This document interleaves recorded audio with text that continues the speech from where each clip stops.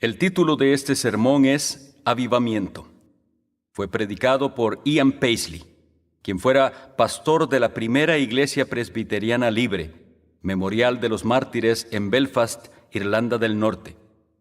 Este sermón fue predicado el miércoles 31 de marzo de 1976 en alguna parte de los Estados Unidos.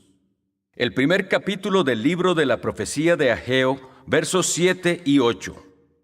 Así ha dicho Jehová de los ejércitos: meditad sobre vuestros caminos, subid al monte y traed madera, y reedificad la casa, y pondré en ella mi voluntad. Seré glorificado, ha dicho Jehová. La carga de mi mensaje es para el pueblo de Dios, para aquellos que han sido salvados por la gracia libre y soberana de Dios. Deseo hacer un llamado, hermano cristiano, hermana cristiana, para que consideren sus caminos. Miren conmigo el verso 5. Verán que el antiguo profeta dice: meditad bien sobre vuestros caminos. Creyentes, necesitamos urgentemente considerar nuestros caminos. Es la prioridad máxima en nuestra vida cristiana del tiempo presente. Tenemos aquí la descripción de un ruego al pueblo de Dios en los días del antiguo profeta. Miren el verso 6. Sembráis mucho y recogéis poco. ¿No es esto cierto con respecto al testimonio cristiano hoy en día? ¿Cuántas actividades hay? Esto me recuerda a lo que el viejo Billy Sunday dijo: las iglesias están como un canario en su jaula, mucha actividad pero ningún progreso. Y hay muchas iglesias así. Dios dice: sembráis mucho y recogéis poco. Y bueno, tenemos iglesias hoy en día que están al tope de actividades. La maquinaria entera de la iglesia está trabajando a su máxima velocidad y fuerza. Pero ¿han movido su comunidad hacia Dios? ¿Han resucitado Lázaros de la muerte? Es decir, ¿se han visto nacer de nuevo a los peores pecadores del vecindario? ¿Han hecho un impacto vital contra los escondrijos de iniquidad y los huecos del infierno que el diablo tiene en sus comunidades? Muchas de nuestras iglesias fundamentalistas solo sirven de decoración en un sitio para la denominación, pero no existe ningún impacto vital en cuanto a Dios en sus distritos. La iglesia de Jesucristo fue llamada para derribar las fortalezas del diablo. La iglesia de Jesucristo fue llamada para una guerra perpetua en contra de los poderes de las tinieblas. La iglesia de Jesucristo fue llamada para ir a lo más recio del conflicto con el mundo, con la carne y el diablo. Pero la militancia de la iglesia es casi nula hoy en día. Ya casi no quedan fundamentalistas que peleen. Huimos de la batalla. Tenemos miedo de declararle la guerra al enemigo. Sembramos mucho, pero recogemos poco. Coméis y no os saciáis. Hay insatisfacción en la iglesia, ¿no es cierto? El pueblo de Dios no está satisfecho con lo que está pasando. Para muchos cristianos, la oración no es un privilegio. Es más bien como un purgatorio para ellos. Si llamas a una reunión de oración, se escabullen. Pero si estás viviendo donde Dios quiere que vivas, la oración será un lujo. ¿Por qué? Amarás orar. Amarás estar en el lugar donde puedes hablar con tu Dios y tener comunión con el Altísimo y sentir tu alma que se levanta y es bendecida y fortalecida e inspirada por el poder del Espíritu Santo. ¿Es así tu vida de oración? ¿O cuando te arrodillas para orar te quedas sin poder decir nada y no hay comunión con Dios? Os vestís y no os calentáis, y el que trabaja a jornal recibe su jornal en saco roto. Eso es como las finanzas de muchas iglesias, ¿no es así? ¡Oh, qué tragedia! Y aún así, lo asombroso es que el pueblo de Dios no medita en sus caminos y sigue adelante. Hay una iglesia evangélica no lejos de mi iglesia en Belfast, y su congregación empezó a declinar en la asistencia. Así que llamaron a una reunión especial para tratar de encontrar una forma de parar el declive. En vez de llamar a una reunión de oración y pedir a Dios que los bautizara con el poder y calor en sus corazones y que encendiera el fuego, tuvieron una reunión de discusión. Como si Dios necesitara sus sugerencias. El Señor ya nos dio el plan. Ellos dijeron, «Saben, sería de ayuda si removemos cada segunda banca de la iglesia, porque eso nos haría que la audiencia se note un poco más grande». Entonces quitaron cada segunda banca y les iba bien. Esto hizo que la iglesia se viera mejor. Y luego decidieron que deberían cerrar cierta sección de la iglesia e introducir esta y aquella sociedad, esta y aquella facilidad para recreación. Y ustedes saben, ellos pensaron que habían hecho un trabajo maravilloso. Ellos tuvieron que quitar luego cada tercera y cuarta banca, porque la iglesia había declinado y declinó. Cuando fui a predicar en la calle Ravenhill hace 30 años, me llamaron para ser predicador y comencé mi ministerio con 60 personas. Cuando tenía 6 meses de predicar, solo quedaban 30 personas. Y recuerdo un día, no le recomendaría esto a ningún predicador, pero cuando era joven yo era muy tonto. Todos los predicadores jóvenes son tontos. Y me enojé tanto que recuerdo que fui al púlpito y conté todas las ventanas de la iglesia. Y le pedí a los sugieres que las abrieran.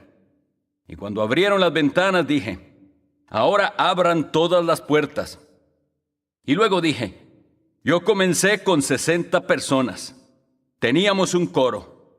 El coro se fue. Teníamos un superintendente de escuela dominical. Él se fue. Teníamos un tesorero. También se fue. Y entonces dije, si alguna otra persona quiere irse ahora, las puertas están abiertas, las ventanas están abiertas y yo cantaré la doxología mientras ustedes se van. Nadie se fue. Los 30 se quedaron. Entonces dije, tenemos 350 asientos y solo 30 personas. ¿Cómo los llenamos? Meditad en vuestros caminos. Así que cada viernes por la noche fui a la iglesia con 5 o 6 de los hombres y comenzamos a orar a las 11 de la noche. Y oramos sobre cada banca vacía pidiendo, Señor, trae pecadores para llenar estas bancas. Y no orábamos oraciones secas, orábamos con lágrimas en nuestros ojos. Hablábamos en serio, era cuestión de vida o muerte. O bien la iglesia crecería o se acabaría. Y así orábamos. Pero saben, no se llenan las bancas con oración sola. Debes ponerle pies a tus oraciones. Y le pusimos pies a nuestras oraciones. Y salíamos cada mañana a tocar puertas. Y yo predicaba y les decía a mis hombres mientras orábamos, ustedes saben lo que queremos. Queremos al peor pecador de la calle convertido. ¿Quién es el peor pecador? Decidieron que el peor pecador de la calle era un hombre de más de 70 años que era el peor borracho del área. Podrían verlo cada noche al cerrar la cantina, sosteniéndose por las paredes rumbo a su casa. Así que concentramos nuestras oraciones en ese hombre. Lo hicimos el objeto de nuestras oraciones según el estilo anticuado de oraciones en el Espíritu Santo. Y una noche vino a la iglesia. Y toda la gente respetable que no había estado orando pensó que era un milagro. Uno de mis oficiales me dijo, eso es un milagro. Le dije, no sabes nada. Si hubieras estado orando tanto como yo por él, no creerías tanto que fue un milagro. Pensé más bien que Dios estaba tardando en respondernos. No fue salvo a la primera noche que vino, ni en la segunda. Pero gloria a Dios que una noche Dios lo salvó y estuvo sobrio y fue un gran trofeo de la gracia. Esto se esparció por el distrito como fuego en un bosque. ¿Sabes a quién convirtió Paisley? Y sus compañeros vinieron a ver lo que estaba pasando. Se notó que Jesús estaba en la casa y ellos fueron salvos y el antiguo publicano se molestó. Dijo, si Paisley continúa, perderé mi negocio. Gracias a Dios está sin negocio hoy. Tuvo que cerrar. Y luego tuvimos un escondrijo de iniquidad que se opuso a la iglesia y arrastró a los jóvenes y se desviaron ensuciándose y destruyendo sus almas. Y dije a mis compañeros, tenemos que cerrar ese lugar. Así que nos concentramos en orar por esto. Lo hicimos objeto de oración al estilo antiguo. y hablábamos en serio. ¿Y qué pasó? El hombre que tenía ese negocio quebró. Y vino para decirme, ¿sabe que tengo que cerrar? Y yo le dije, aleluya por eso. Y él dijo, ¿qué quiere decir? Le dije, Dios está contestando mis oraciones. Él dijo, ¿sabe? ¿Podría usted utilizar el lugar? Se lo alquilaría por cierto monto. Le dije, nunca le pedí a Dios poder rentar su local. Le pedí que lo cerrara. No lo reabriré. No le daría ni un centavo por él. Y cerró para siempre. ¡Aleluya! Meditamos en nuestros caminos. Tomamos las cosas en serio. Que los predicadores de Dios tomaran las cosas en serio. ¿Recuerdan la iglesia primitiva? Nosotros nos dedicaremos a la oración y al ministerio de la palabra. Muéstrenme un hombre que se dedique a la oración y al ministerio de la palabra, y yo les mostraré un hombre que avanza para Dios. Les mostraré una iglesia encendida en fuego. Necesitamos meditar en nuestros caminos.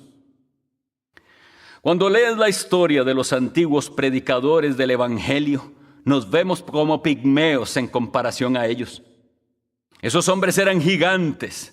Esos hombres estaban dispuestos a hacer cosas por Dios. Ellos daban lo mejor para Dios. ¿Creen que Dios salva por medio de su palabra? Entonces vayan y prediquen la palabra como si realmente lo creyeran. Esperen que Dios hará algo. No solo pasen el tiempo. Me pregunto cómo muchas personas en esta gran congregación están solo pasando el tiempo. No tienen intención de ir a ningún lado por Dios. Pasión a medias. Tienen tiempo para el placer. Si ves a algunos cristianos en sus entretenimientos, y no tengo nada en contra de la recreación, solo que yo no tengo tiempo para eso. Pero ellos ponen el corazón en estas cosas, ¿no es así? Están ansiosos por ir a jugar tenis. Juegan hasta sudar. Nunca los he visto sudar en una reunión de oración. Y si hay otra cosa, ellos pondrán su alma y corazón en ello. Pero cuando vienen a la iglesia, parecen muñecos de masa en las bancas. No se mueven para nada. Y si un hermano con la gloria de Dios en su alma dice, amén, le miran como si algo raro le hubiera sucedido. El señor Nicholson, uno de nuestros grandes predicadores, dijo que algunas iglesias, si usted trajera un balde de leche a sus puertas, se convertiría en helado antes de llegar al púlpito por lo fríos que son. Y así es. ¿Es esa la clase de cristiano que eres? ¿Estás jugando solamente? He encontrado en mi experiencia cristiana que si voy a hacer algo para Dios o ser algo para Dios, tengo que poner todo mi cuerpo, alma y espíritu en ello. Cada parte de mi ser, desde mi cabeza hasta mi dedo gordo del pie. Cada parte en el altar para Dios, sin reservas, totalmente, absoluta e incondicionalmente para Dios. Díganme, ¿es eso lo que están haciendo ustedes? ¿Comenzarán a meditar en sus caminos? ¿No necesitará América un avivamiento de verdad? ¿No necesitará esta tierra vuestra un avivamiento a la antigua enviado del cielo? ¿No necesitarán las iglesias fundamentalistas un bautismo de poder a la antigua? No estoy hablando del emocionalismo carismático.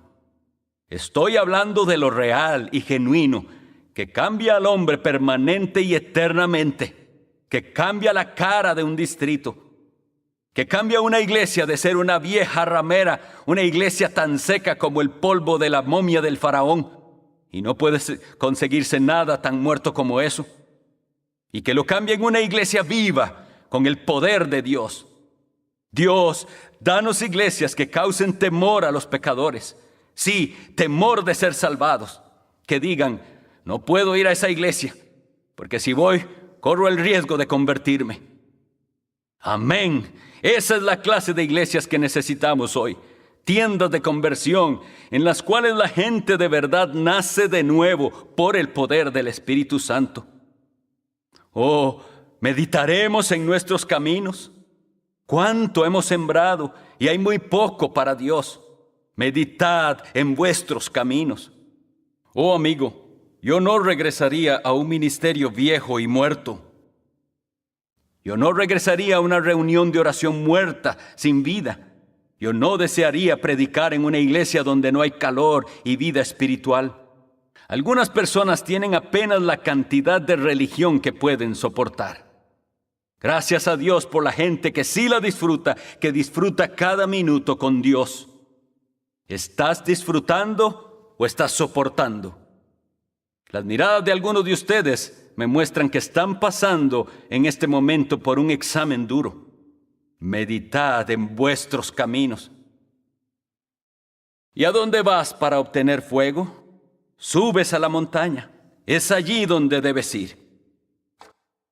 Cantamos un viejo himno en nuestro país. Jesús, manténme cerca de la cruz.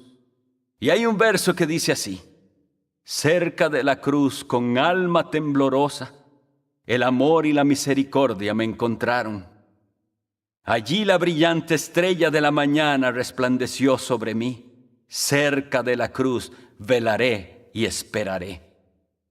¿Saben lo que necesitamos esta tarde? Necesitamos volver a la cruz. Comiencen a escalar. Hay mucha gente viviendo en las tierras bajas. ¿Dónde estás viviendo, hermano? ¿Estás subiendo la montaña? Gracias a Dios por los escaladores, los hombres que están buscando tierras más altas. Mi fe no desea quedarse donde la rodean las dudas y los temores que hacen desmayar. Aunque algunos pueden habitar donde eso abunda, mi constante esfuerzo es una tierra más alta. Subamos a la montaña hoy. ¿Puedo por un momento llevarlos al lugar llamado Calvario? ¿Podemos permanecer esta tarde bajo la sombra de aquella vergonzosa cruz? ¿Podríamos ver de nuevo aquel cuerpo sangrado y abatido del amado Hijo de Dios? ¿Podríamos contar las espinas de aquella corona de agonía? ¿Podríamos contar las gotas púrpura que caían de sus manos, sus pies y su costado? ¿Podría esto encender mi alma con la ardiente pasión de aquel gran sacrificio por el pecado? Oh, hombre y mujer, miren hoy su cabeza, miren sus pies y la sangre derramada. ¿Alguna vez el amor y el dolor conocieron una corona tan rica? Y cuando permanezco en la cruz, odio el pecado, porque el pecado lo llevó a aquel madero. ¿Cómo puedo coquetear con el pecado? ¿Cómo puedo hacerlo mi compañero? ¿Cómo puedo tomar parte en el pecado cuando sé que el pecado lo llevó al madero? Mientras permanezco bajo la cruz, odio al mundo. Odio la carne, odio al diablo, porque aquel cuerpo desangrado, roto y abatido de Cristo es el resultado de aquellos tres. Porque vosotros, mis crueles pecados, fueron sus verdugos. Cada uno de mis crímenes se convirtieron en clavos, y mi incredulidad fue la lanza. Si pudiéramos subir aquella montaña hoy, las cosas del mundo se opacarían por la luz de su gloria y su gracia. Por favor, hermano, deja ya las tierras bajas. Ya has estado ahí por mucho tiempo. Ven, hermana, comienza a ascender la colina del Calvario hoy. Digamos en nuestro corazón, subiremos a la montaña, dejaremos el mundo atrás, dejaremos atrás esas cosas que ensucian nuestras almas. Y oh Dios, deseo ser más santo. Oh, seré un hombre de Dios, una mujer de Dios para esta generación. Quiero ser lo mejor para Dios. Oh, llévame a lo alto de la colina.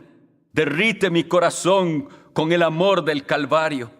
Enséñame la llenura de aquella bendita verdad, a fin de conocerle y el poder de su resurrección.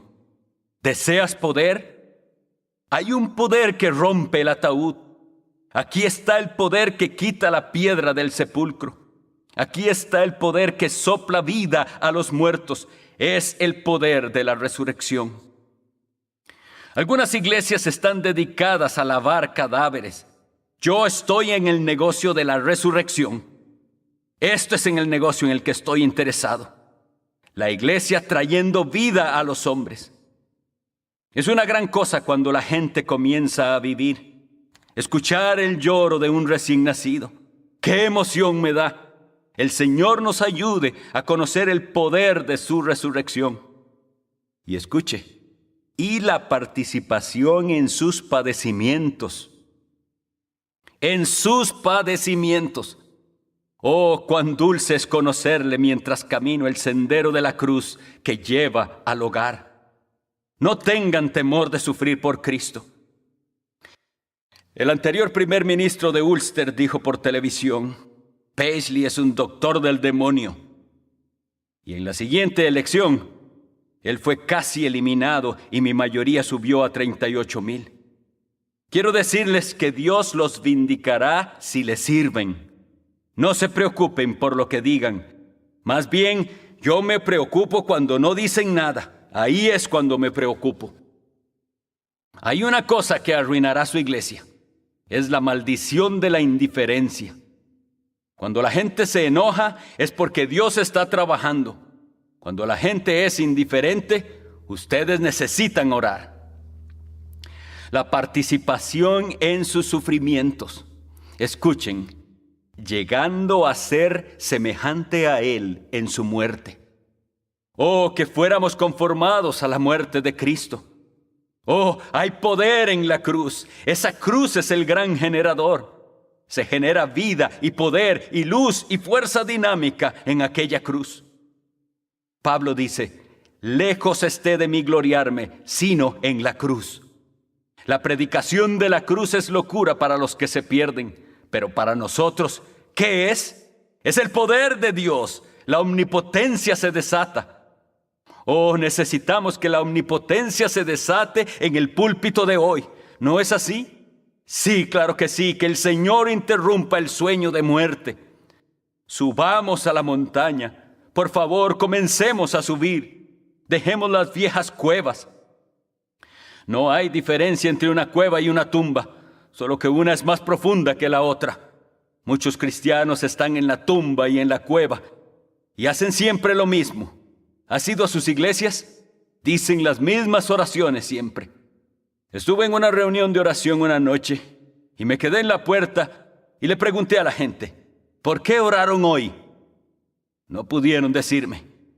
Imagínense, ir a una reunión de oración y no saber por lo que oraron. Así que les dije: les diré lo que voy a hacer.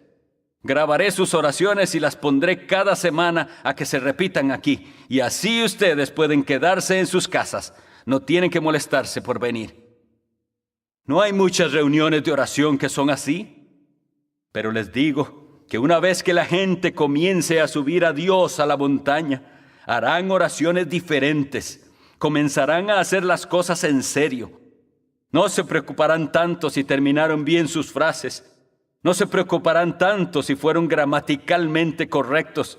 Estarán preocupados por las respuestas. Esto es por lo que yo me preocupo. Señor, dame la respuesta. Enséñame a orar.